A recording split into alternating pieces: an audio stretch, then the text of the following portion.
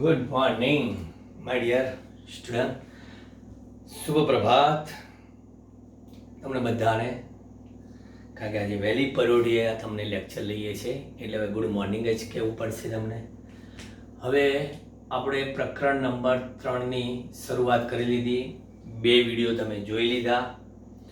હવે એ 2 વિડીયોમાં તમે જોયું હશે કે શરૂઆતથી કે કણની સંકલ્પના કરી આપણે, પછી ગતિ અંગેનો ખ્યાલ આપ્યો, પછી ગતિ વિજ્ઞાનના 2 પ્રકારની વાત કરી, શુદ્ધ ગતિ વિજ્ઞાન અને યંત્રશાસ્ત્ર, એટલે કે કાઇનેમેટિક્સ, ડાયનેમિક્સ અને બંનેનું કમ્બાઇન્ડ એવું મિકેનિક્સ.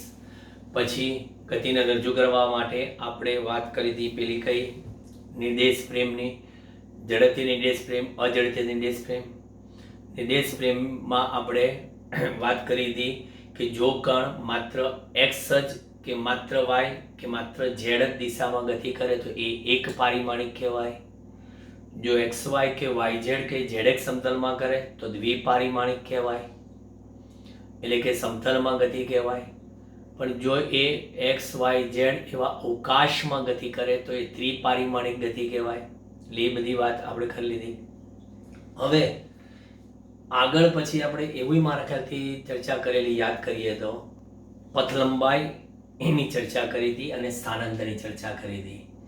તો એ પથ લંબાઈ અને સ્થાનાંતર એટલે આપેલા પદાર્થ કે આપેલા કણે કાપેલું કુલ અંતર એટલે પથ લંબાઈ. દરેકે દરેક ડેસ્ટિનેશનને ધ્યાનમાં રાખીને ગણતરી કરો ત્યારે પથ લંબાઈ મળે, અને પ્રારંભિક અને અંતિમ એવા 2 જ ડેસ્ટિનેશનને ધ્યાનમાં રાખો તો સ્થાનાંતર મળે, એની વાત કરી. હવે એ ઉપર હવે આગળ વધીએ આપણે આજના લેક્ચરમાં કે ઝડપ અને વેગ, સરેરાશ ઝડપ અને સરેરાશ વેગ એટલે શું એની સમજૂતી જોઈએ. ધ્યાન આપો. સૌથી પહેલા આપણે વાત કરીએ તો ઝડપ, જેને અંગ્રેજીમાં તમે કહેશો શું? સ્પીડ. સ્પીડ એટલે શું? તો સિમ્પલ એની વ્યાખ્યા, પદાર્થે એકમ સમયમાં કાપેલા કુલ અંતર જેને તમે કહો છો પથ લંબાઈને પદાર્થની ઝડપ કહે છે. હવે વાત કરીએ વેગની. વેગ એટલે અંગ્રેજીમાં એને કહેવાય વેલોસિટી. વેલોસિટી એટલે પદાર્થે એકમ સમયમાં કરેલા એવા સ્થાનાંતરને તેનો વેગ કહે છે. આ એનો ડિફરન્સ છે. પછી આપણે કહીએ તો ઝડપ અને વેગનો SI એકમ શું છે? કે મીટર પ્રતિ સેકન્ડ. વ્યવહારમાં આપણે વાહનોની જે ઝડપ વિચારીએ છીએ એ શેમાં લઈએ છીએ? કે વ્યવહારમાં આપણે જે વાહનોની ઝડપ વિચારીએ છીએ એ કિલોમીટર પ્રતિ કલાકમાં લઈએ છીએ, km પ્રતિ અવર. પછી આપણે નો ડાઉટ અંતે કન્વર્ટ તો કરવું જ પડે છે મીટર પ્રતિ સેકન્ડમાં. પછી આપણે કહીએ કે ઝડપ એ અદિશ રાશિ છે, જ્યારે વેગ એ સદિશ રાશિ છે. ભવિષ્યમાં તમે ચોથા ચેપ્ટરમાં અદિશ સદિશ સમજશો જે ભૌતિક રાશિને રજૂ કરવા માટે માત્ર ને માત્ર એટલે ફક્ત ને ફક્ત તેના મૂલ્યની જ જરૂર પડે તો તે ભૌતિક રાશિ અદિશ ભૌતિક રાશિ કહેવાય. અંગ્રેજીમાં એને સ્કેલર કહીએ છીએ આપણે. પણ જે ભૌતિક રાશિને દર્શાવવા માટે તેના મૂલ્ય ઉપરાંત દિશાની પણ જરૂર પડે તો તેવી ભૌતિક રાશિને આપણે કહીએ છીએ સદિશ. કારણ કે આપણને ખબર છે કે સ્થાનાંતર કોઈ ચોક્કસ દિશામાં જ હોય. કારણ કે સ્થાનાંતરમાં કેવી છે, આર યા પાર, એ આર અહીંયા હોય ને પાર ત્યાં હોય, અથવા આર અહીંયા હોય ને પાર ત્યાં હોય. એટલે આર અને પાર એ પર્ટિક્યુલર ચોક્કસ દિશામાં હોય. એટલે સ્થાનાંતર સદિશ છે તો પછી વેગ પણ સદિશ છે. પથલંબાઈ અદિશ છે તો પછી ઝડપ પણ કેવી છે, અદિશ છે. એકમોમાં કોઈ દિવસ અદિશ સદિશ જેવું હોતું નથી. એકમોમાં કહે છે કે બંને આફ્ટર ઓલ કહે છે કે વેગનું તમે મૂલ્ય જોવા જશો તો કદાચ વેગનું મૂલ્ય ઝડપ જેટલું મળે પણ ખરું અને ન પણ મળે. કારણ કે જો વેગ કોઈ ચોક્કસ એક જ દિશામાં ગતિ કરતો હોય કણ અને પછી અટકી જાય તો પછી તમારી પાસે વેગ અને નું મૂલ્ય અને ઝડપ બંને સરખું આવી શકે મે બી. કારણ કે કાપેલું અંતર ધારો કે હું એમ કહું 60 મીટર છે, એ 60 મીટરનું અંતર ધારો કે 2 સેકન્ડમાં કાપ્યું તો તમે શું લખશો, 60 મીટર કાપેલું અંતર ભાગ્યા સમય 2 સેકન્ડ. તો 60 ભાગ્યા 2 એટલે કેટલા થયા, 30 મીટર પ્રતિ સેકન્ડ ઝડપ આવી. ઓકે, પરંતુ એણે આમ જ કાપ્યું તો સ્થાનાંતર પણ 0 થી 60 કાપ્યું તો 60 મીટર શું આવ્યું, સ્થાનાંતર. અને એ માટે સમય પણ કેટલો લાગ્યો, 2 સેકન્ડ. તો એ પણ 60 ભાગ્યા 2 એટલે 30. ઓહ સાહેબ, આ તો તમે ઝડપને વેગ સરખા રહ્યા. એટલે મે બી પોસિબલ છે સરખા આવે, પણ કન્ડિશન એપ્લાય, શરતોને આધીન, કે કોઈ એક જ સુરેખ પથ પરની ગતિની વાત હોય, રિટર્ન ટિકિટની વાત ના હોય તો જ આ વસ્તુ છે. રિટર્ન ટિકિટ આવી તો ઝડપ અને વેગ બંને બદલાઈ શકે છે. ઓકે, ચાલો ક્લિયર. આ કમ્પેરિઝનમાં તમને ખાસ કીધું. હવે લગભગ આપણે શું કરતા હોય છે, પદાર્થ ગતિ કરતો હોય ત્યારે એની ઝડપ અચળ પણ રહે અને ઝડપ બદલાઈ પણ શકે. એવી રીતે વેગ પણ અચળ પણ રહે અને વેગ બદલાતી પરિસ્થિતિમાં હોઈ શકે. તો એને કહેવાય પદાર્થની જુદા જુદા પ્રકારની ગતિ. પદાર્થ જો સ્થિર હોય તો પ્રત્યેક સમયે તેનો સ્થાનાંતર કેવું આવે, શૂન્ય. કેમ? કારણ કે સ્થાન એક જ જગ્યાએ હું આમ ઊભો 1 સેકન્ડ 2 સેકન્ડ 3 સેકન્ડ ખસવું જ નથી, હલવું નથી ને, તો પછી સ્થાન કેવું રહ્યું, અચળ. તો સ્થાન અચળ હોય તો ઝડપ પણ અચળ. તો જ્યારે જુદા જુદા સમયે આ અવલોકન લેવામાં આવે ત્યારે એ અવલોકનને આપણે કહીએ છીએ સરેરાશ ઝડપ અને સરેરાશ વેગ. હવે એ સમજીએ.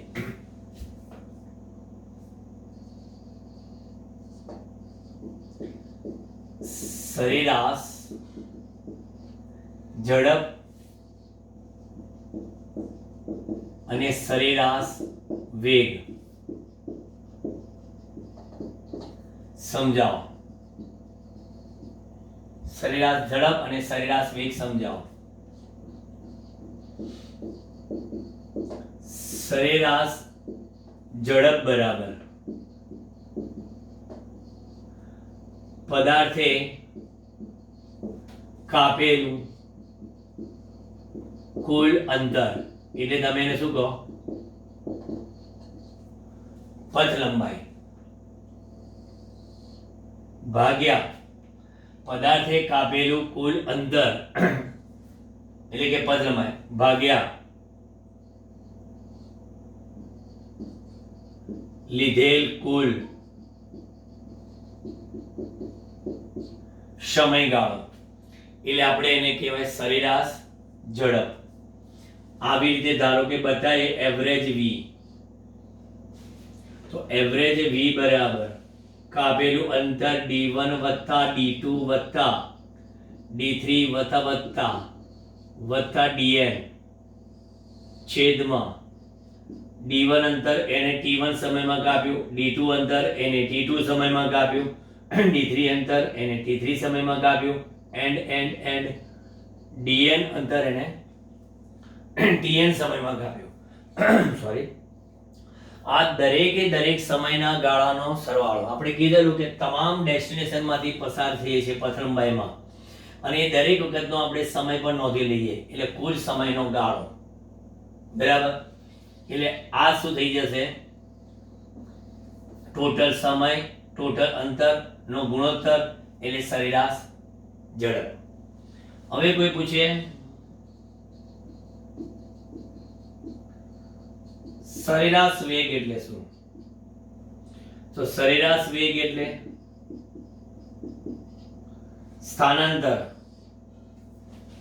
ભાગ્યા સમયગાળો. બરાબર. તો આ સરેરાશ વેગને આપણે v બાર લખીએ.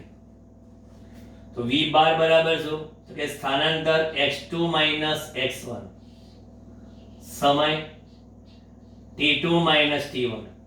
એટલે જ્યારે તમે સ્થાન x1 સ્થાનથી જ્યારે તમે શરૂઆત કરી, તમે x1 સ્થાનથી જ્યારે શરૂઆત કરી ત્યારે સમય t1 હતો. પછી છેલ્લે રખડતા વખડતા ઓહો કરતા તમે ક્યારે પહોંચ્યા? x2 સ્થાને પહોંચ્યા ત્યારે સમયનો હતો કે સાહેબ t2 સમયમાં x2 સ્થાને પહોંચ્યો. બસ તો પછી આપણે વાત કરી આર યા પારનો તફાવત ભાગ્યા સમયનો ગાળો. બરાબર.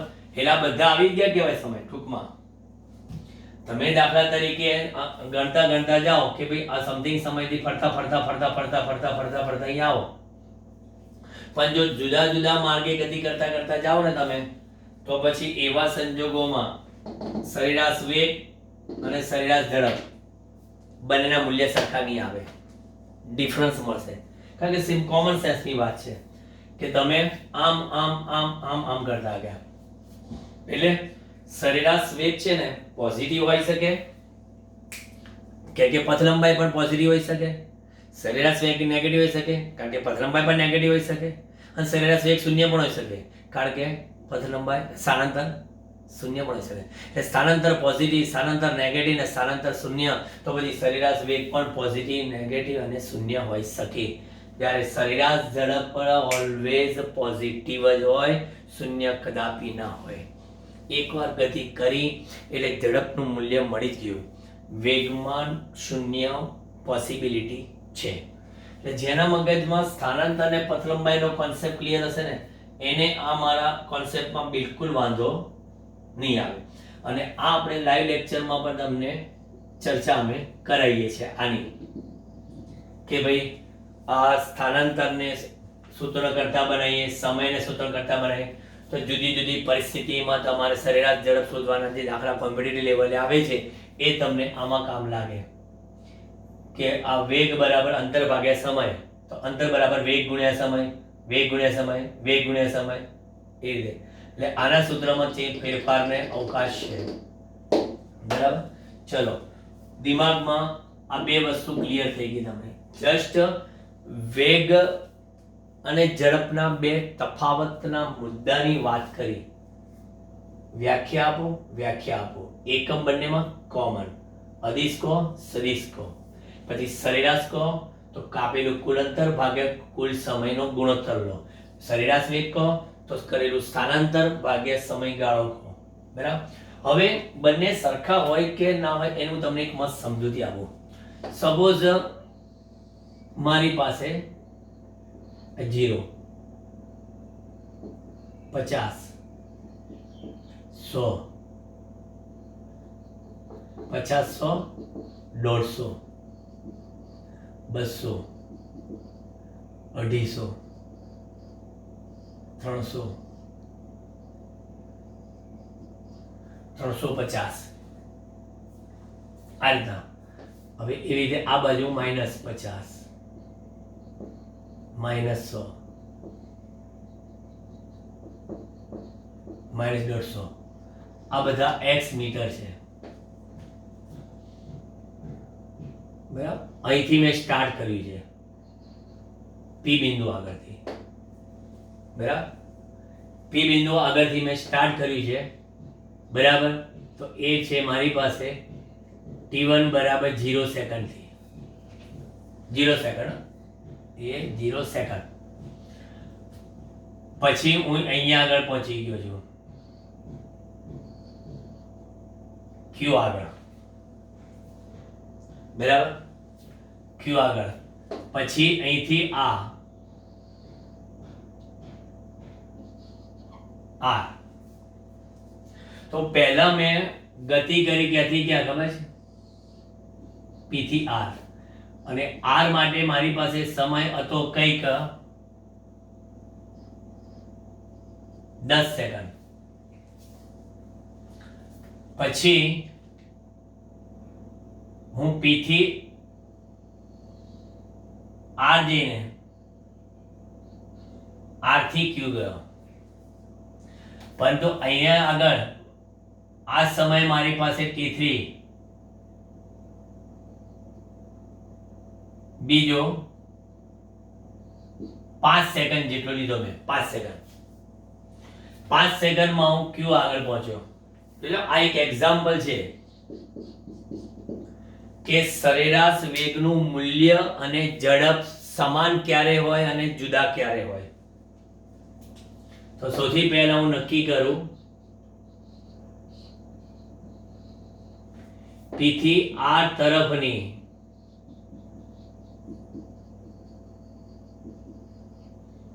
ગતિ દરમિયાન, સમજો બરાબર કોન્સન્ટ્રેશન, પી થી આર તરફની ગતિ દરમિયાન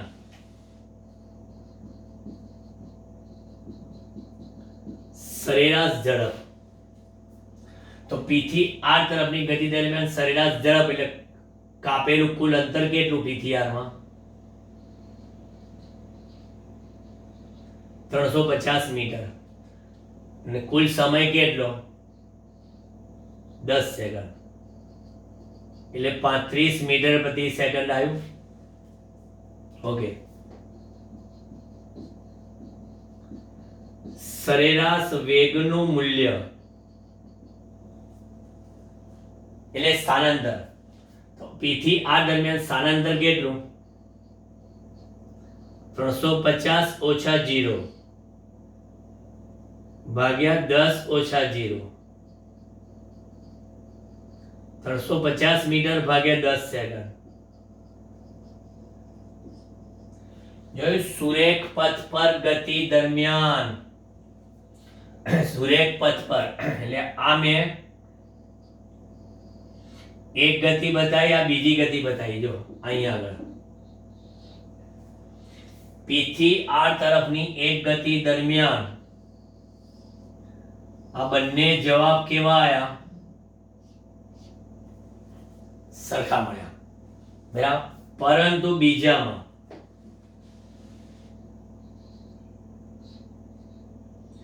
પી થી આર અને આર થી ક્યુ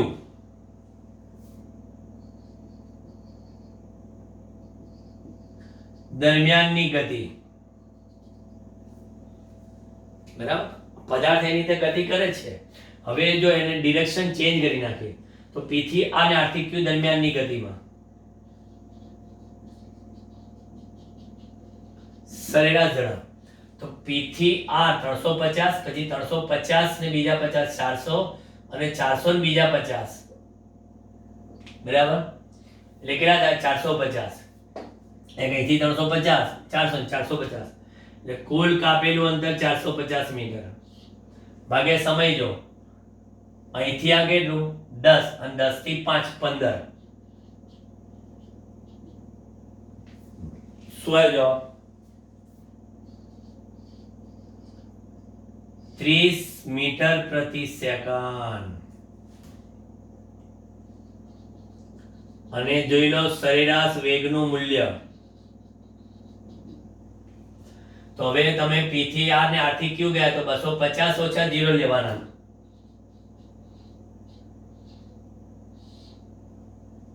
બરાબર, ભાગ્યા સમય તો કેટલા લેવાના છે? 15 ઓછા 0. સમય તો 15 સેકન્ડ થવાનો જ ને. પછી એવું ના કહેતા છે 5 સેકન્ડ ગણવાનો, કારણ કે સમય તો ગણવાનો ટોટલ કે 0 થી 10 ને 10 થી બીજા 5 એટલે 15. તો 250 ભાગ્યા 15 કેટલા થશે? કેલ્ક્યુલેટર થી કરો તો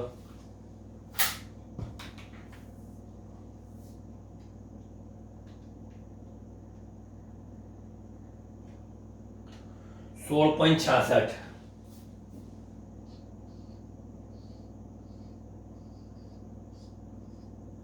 એટલે રાઉન્ડ ફિગર ગણીએ તો 16 પોઈન્ટ. હવે આ જો અને આ જો બંને સમય સરખો જ લીધો, બરાબર, બંને સમય સરખો લીધો, પણ પથ લંબાઈ અને સ્થાનાંતર કેવી આવી? જુદી જુદી. એટલે સરેરાશ વેગનું મૂલ્ય એ સરેરાશ ઝડપ કરતા ઓછું હોય અને સરખું હોય, અને સરેરાશ ઝડપનું મૂલ્ય એ સરેરાશ વેગના મૂલ્ય જેટલું હોય કાં તો વધારે હોય. બરાબર. એક નાનકડા ઉદાહરણ દ્વારા તમારા મગજમાં સરેરાશ ઝડપ ને સરેરાશ વેગનો કોન્સેપ્ટ ક્લિયર થઈ ગયો, એની વ્યાખ્યા ક્લિયર થઈ ગઈ.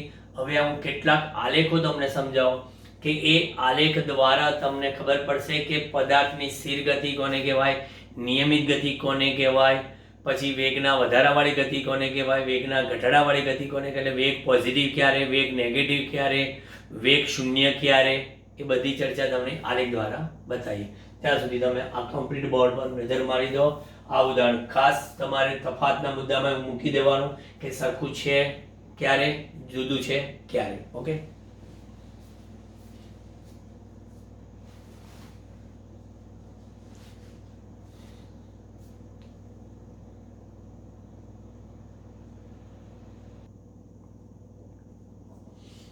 દેલો પોસિબિલિટી બધી બતાવી દીધી મેં તમને કે સુરેખ પથ પર ગતિ કરતા કણ માટે સ્થાનાંતર x વિરુદ્ધ t એટલે કે સમયના આલેખો દોરવાના છે. આપેલી આ પરિસ્થિતિ છે બધી. કણ સ્થિર હોય તો તમારે આલેખ પરથી બતાવો કે કેવી રીતે છે કે કણ સ્થિર છે. આલેખ પરથી બતાવો કે તે કેવી રીતે ધન વેગથી ગતિ કરે છે, કેવી રીતે અચળ ઋણ વેગથી ગતિ કરે, કેવી રીતે અચળ નિયમિત અનિયમિત ગતિ કરે છે. એટલે આ જે અચળ ધનવેગ અને અચળ ઋણવેગ એ નિયમિત ગતિ કહેવાય અને અનિયમિત ગતિ થઈ. જોઈએ ઓલવેઝ આલેખમાં પહેલા આ ઉయ్య જે દોરીએ એ પહેલી અક્ષ કઈ છે આપણી, પહેલા લખો એ ઓલવેઝ વાય અક્ષ કહેવાય. આ વાય અક્ષ અને આ એક્સ અક્ષ. બરાબર. આ વાય વર્સિસ એક્સ નો જ આલેખ હોય હંમેશા. અહીંયા આગળ કીધું છે સ્થાનાંતર, અહીં કીધું છે સમય. હવે કણ સ્થિર હોય એવું મારે બતાવવું હોય ને તો શું કરાય ખબર છે કે શરૂઆતના સમયે કણનું આ સ્થાન હતું, એ કોઈ એક જગ્યાએ ઊભો હતો કણ. પછી દરેક સમયે તમે જોયું તો કે છે કેવું રહે છે, સ્થાન અચળ રહે છે. એટલે અહીંયા આગળ x કેવું છે, અચળ છે. હવે સ્થાન એકની એક જગ્યાએ હોય તો કણ કેવો કહેવાય? સિમ્પલ વસ્તુ છે કે કણ એકની એક જગ્યાએ હોય તો આપણે એને શું કહીએ છીએ? ઓ કણ તો સ્થિર છે, એટલે કણ સ્થિર છે તેમ કહેવાય. બરાબર. એટલે અહીંયા આગળ માટે તેનો વેગ કેવા જશો તો વેગ બરાબર કેવો? 0. કારણ કે સ્થાન નહીં તો પછી સમય ગમે તેટલો નીચે છેદમાં હોય પણ અંશ જ 0 હોય તો કોઈ કામનો નહીં. ઓકે, તો વેગ 0 થઈ ગયો. ચાલો હવે બીજો આલેખ સમજાવો. ક્લિયર થઈ ગયો ને તમને મગજમાં કે કણનું સ્થાન સ્થિર એટલે સ્થાન ગમે તે સમય એકનું એક. અહીં મૂલ્યો આપીને બતાવી શકાય. 1 સેકન્ડે 2 મીટર, બીજા સેકન્ડે પણ 2 મીટર, ત્રીજી સેકન્ડે પણ 2 મીટર, પ્રત્યેક સેકન્ડે 2 મીટર. એટલે કણ અચળ ધન વેગથી ગતિ કરે. સપોઝ સ્થાન ઉગમ બિંદુમાંથી પણ બતાવાય અને અહીંથી પણ બતાવાય. અહીં આગળ એટલે આ આપણી પાસે x છે. બરાબર. આનો અર્થ એ થયો કે અહીંયા x માં નિયમિત વધારો થયો એમ કહેવાય. x માં નિયમિત વધારો થયો. એટલે સપોઝ અહીંયા આગળ અહીંયા x0 કહેતા હો ને સપોઝ અહીંયા x0 કહેતા હોય અને અહીંયા x કહેતા હોય, બરાબર, અને અહીંયા આગળ પણ t બરાબર કેટલા કહેતા હોય, 0 કહેતા હોય.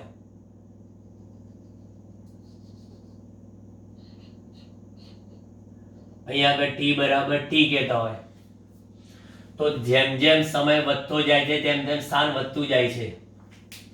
એટલે અહીંયા આગળ એમ કહી શકું કે સ્થાન x માં નિયમિત વધારો થાય, સ્થાન x માં નિયમિત વધારો થાય, પણ વેગ ઇક્વલ ટુ કેવો મળે, અચળ એવો ધન મળે. વેગ અચળ એવો ધન મળે. એટલે તમે એમ વિચાર કરો કે આમાં સરેરાશ ઝડપ ને સરેરાશ વેગ સરખું જ થાય. કારણ કે તમે અહીંયા આગળ જો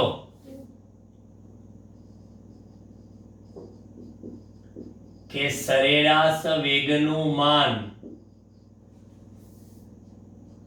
બરાબર x માઇનસ x0 ભાગ્યા t માઇનસ 0 એટલે કે t, સરેરાશ વેગનું માન બરાબર આલેખનો ઢાળ થાય અથવા તો આલેખનો ઢાળ મળે. કોઈ બી આલેખનો ઢાળ એટલે એના વાયામનો તફાત ભાગ્યા એક્સયામનો તફાત. લાઈવ લેક્ચરમાં પણ આપણે સમજીએ છીએ આ બધું કે કોઈ બી આલેખનો ઢાળ એટલે એના વાયામનો તફાત છે એમાં એક્સયામનો તફાત. એટલે આ આલેખ તમને શું આપે છે એ પણ ક્લિયર કટ દિમાગમાં fit. I think you better understand. Okay,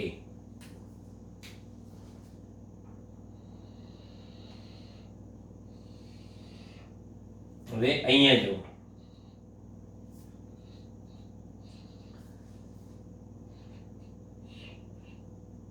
આપણે વેગની વાત છે ને એટલે આપણે સ્થાન અને સમયની જ વાત કરીએ છીએ. ભવિષ્યમાં પ્રવેગની વાત કરીશું તો પછી અહીંયા આગળ વેગ અને સમય લખીશું. એટલે આ જો મગજમાં ક્લિયર હશે ને તો પછી સુરેખ પર ગતિ કરતા કણ માટે વેગ વિરુદ્ધ સમયના આલેખો પણ તમે ઇઝીલી સમજી શકશો અને એ આલેખ પરથી પ્રવેગ પણ તમે ઇઝીલી સમજી શકશો. એટલે જરા આમાં ના ખ્યાલ આવે તો તાત્કાલિક યુદ્ધના ધોરણે ટક ટક ટક ટક ટક ટક ટક હાલો સર એક ડાઉટ છે, ક્લિયર કરી નાખવાનો. ડાઉટ ક્લિયર કરી નાખજો, ઇન્સ્ટન્ટ ડાઉટ ક્લિયર. ડાઉટ રાખવાનો નહીં. એટલે ડાઉટ એ કેવું છે ખબર છે, ધીરે ધીરે ધીરે ધીરે ધીરે ધીરે ધીરે ધીરે પોઈઝનસ થઈ જાય. પછી સબ્જેક્ટ પ્રત્યે તમને અરુચિ થઈ જાય જો એ ડાઉટ ક્લિયર ના થાય તો. હવે આમ આવશે તો આમાં એવું તમને કહું, ધારો કે આ x0 છે, t બરાબર 0 સમય સ્થાન હતું પણ કે જે સાહેબ અહીંયા આગળ જોયું તો સ્થાન x થયું એટલે અહીંથી આ સમય હતો t બરાબર t સમય.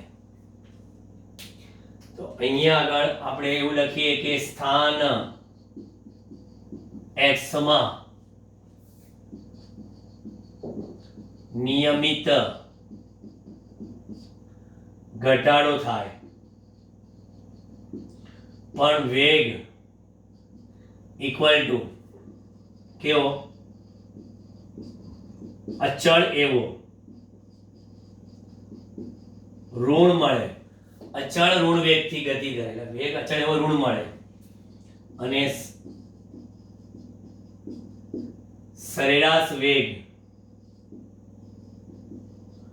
નું માન બરાબર કેટલું, અંતિમ સ્થાન ઓછા પ્રારંભિક સ્થાન. આમાં અંતિમ સ્થાન કેટલું હતું, x ઓછા પ્રારંભિક, બરાબર.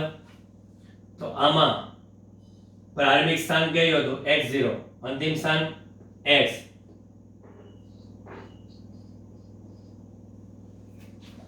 બરાબર, બંનેમાં ડિફરન્સ તમે સરખો આવશે પણ અહીંયા આગળ શું મળશે,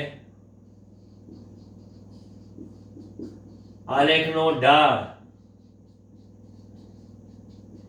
જે ઋણ મળે. કારણ કે અહીંયા આલેખનો ઢાળ જે ધન મળે. કારણ કે x is greater than x0. જ્યારે અહીંયા આગળ x is less than x0. તમારે x ની ઓછું મળે ને, એટલે આ રીતે જમણી બાજુ જતા આલેખ આમ નીચે તરફ જતો જાય તો એ ઓલવેઝ નેગેટિવ આપે, અને આમ ઉપર તરફ જતો જાય ઓલવેઝ પોઝિટિવ આપે. ઢાળ પોઝિટિવ નેગેટિવ કે જે નક્કી કરો એ ખાસ જોજો. આ કોન્સેપ્ટ વારંવાર દિમાગમાં થોડાની જેમ માર્યા કરજો તો જ ક્લિયર થશે. બહુ જ ફિઝિક્સનો ઇમ્પોર્ટન્ટ કોન્સેપ્ટ છે આ. સમય સ્થાન અનિયમિત વેગથી ગતિ કરે.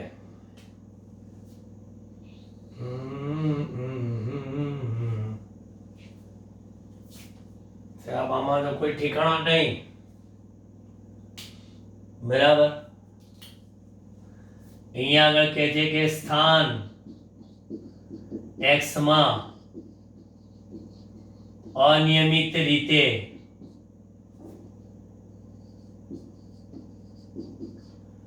ફેરફાર થાય, બરાબર, માટે વેગના મૂલ્યમાં પણ અનિયમિત રીતે ફેરફાર થાય. ત્યારે આવા સંજોગોમાં સરેરાશ વેગ લઈને તાક્ષણિક વેગ તરફ જવાનું આવશે. એ પણ બહુ જ મોસ્ટ ઇમ્પોર્ટન્ટ ટોપિક છે, તાક્ષણિક વેગ. સરેરાશ વેગ પરથી તાક્ષણિક વેગ પર આપણે જવું છે. પહેલા તો હું તમને કહું કે તાક્ષણિક વેગ, તત્કાલીન વેગ કોને કહેવાય?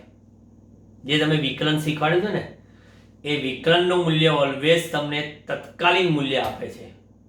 વિકલન કરવાનો આપણો આશય જે છે, વિકલન પણ આપણે સમજવાનું જ આવશે પાછું આ ચેપ્ટરમાં, કે તાક્ષણિક વેગ એટલે શું? પદાર્થના ગતિપથ પરના કોઈ પણ બિંદુએ કોઈ પણ સમયે મેળવેલો વેગ તે બિંદુ આગળના તે સમયનો આપેલા કણનો તત્કાલીન વેગ કહેવાય. તાક્ષણિક વેગ, ઇન્સ્ટન્ટેનિયસ, માગો ત્યારે મળતો વેગ એટલે તત્કાલીન વેગ. આ માગો ત્યારે નહીં, જાઓ જઈ આયા, કેટલા વેગથી જઈ આયા, ઓ એટલે આ બધા સરેરાશની વાત થઈ. કહે છે કે હું સાહેબ ભાવનગર ગયો હતો ગાડી લઈને, 50ની સ્પીડે ગયો, સરેરાશ, પણ સરેરાશ 50 કિલોમીટર પ્રતિ કલાકની સ્પીડે ગયો. કેવી રીતે ખબર પડી? કારણ કે જો સાહેબ તમને ચોખ્ખું કહું, અહીંથી મને ભાવનગર 200 કિલોમીટર છે અંદાજી, એપ્રોક્સી. તો ભાવનગર 200 કિલોમીટર દૂર છે, પણ મને 4 કલાક લાગ્યા સાહેબ. ઓહો, એટલે 50 કિલોમીટર ભાગ્યા 4 કલાક, સોરી 200 કિલોમીટર ભાગ્યા 4 કલાક એટલે 50 કિલોમીટર પ્રતિ કલાકે. હા, એટલે તમે એવરેજ કીધી, પણ સાહેબ રસ્તામાં તમે તો સ્પીડ વધારી હશે. અરે ભાઈ, રસ્તો સારો મળે તો મેં લગભગ 120ની સ્પીડે હું ભગાયો હતો, પાછો 100ની સ્પીડ થઈ ગઈ, પાછી 80ની થઈ. પછી રસ્તામાં પેલા મસ્ત મજાના ઇસ્કોનના ગાંઠિયા ખાધા, મસાલાવાળા મસ્ત ચટણી બટણી સાથે. તો પછી એમાં ગાડી ઊભી રહી ગઈ એટલે 0 કિલોમીટર થઈ ગયું. ફરી પાછું અંતર કાપવા માટે ફરી પાછી 100ની સ્પીડે ભગાઈ. એટલે ટૂંકમાં દરેક વખતે વાહનની સ્પીડ અલગ અલગ હતી. ત્યારે એવા સંજોગોમાં મેં સ્પીડોમીટર પર જોયું ને, એટલે મેં તમને કીધું કે હું 100ની સ્પીડે ગયો કે 120ની સ્પીડે ગયો કે 80ની સ્પીડે ગયો. કારણ કે વાહનનું સ્પીડોમીટર એ તત્કાલીન ઝડપ આપે છે, ઇન્સ્ટન્ટેનિયસ, બરાબર. હવે એ કોન્સેપ્ટ આપણે છે ને નેક્સ્ટ લેક્ચરમાં લઈશું, કારણ કે મારે એ કોન્સેપ્ટ સમજાવીને થોડું વિકલન શીખવાડવાનું છે ફરી પાછું, બરાબર. એટલે એ કોન્સેપ્ટ પતાવીને પછી સીધું આપણે પાછા પ્રવેગનો કિસ્સો લઈ લઈશું. પ્રવેગ પછી આપણે અચળ પ્રવેગી ગતિના સમીકરણો લઈ લઈશું, પછી સાપેક્ષ વેગની વાતો કરીશું. ચેપ્ટર ટૂંકું છે, પરંતુ ચોથા ચેપ્ટરની સાથેનું રિલેટેડ છે, એટલે આપણે થોડીક ધીરે ધીરે જઈશું. ઓકે, નેક્સ્ટ લેક્ચર મળીએ. Bye bye.